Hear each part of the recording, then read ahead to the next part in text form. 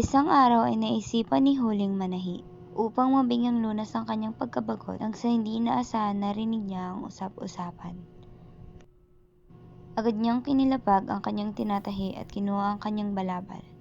Dahan-dahan itong itinaklab sa kanyang likod at paunti-unting naglakad sa mga tao. Sa kanyang pakikinig ay napag-alaman niya ang pagkawala ni Kapitan Tiago. Nalungkot siya sa kanyang nadinig at agad naisip ang kanyang kasintahan na si Basilio. Nabalot ng awa at kalungkutan ng kanyang puso para sa kanyang kasintahan na si Basilio sapagkat wala na si Kapitan Tiago.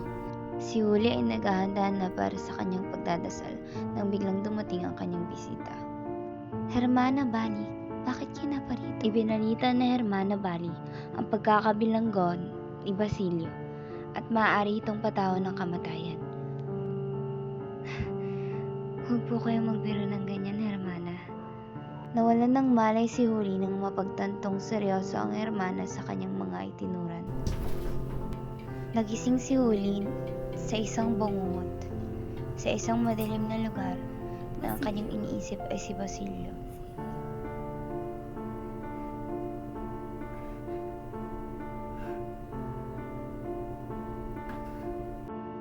Kaawa-awa naman si Basilio. Sino kakalinga sa kanya ngayong patay na si Kapitan Tiago? Ano ang aking gagawin? Kailangan ko na bang lumapit kay Padre Camora? Ngunit, ayoko na makita ang mga matang iyon na may halabag na nasa sa akin. Ayoko na marinig ang mahalay niyang tinig. Ayoko na, hindi na. Pero si Basilio,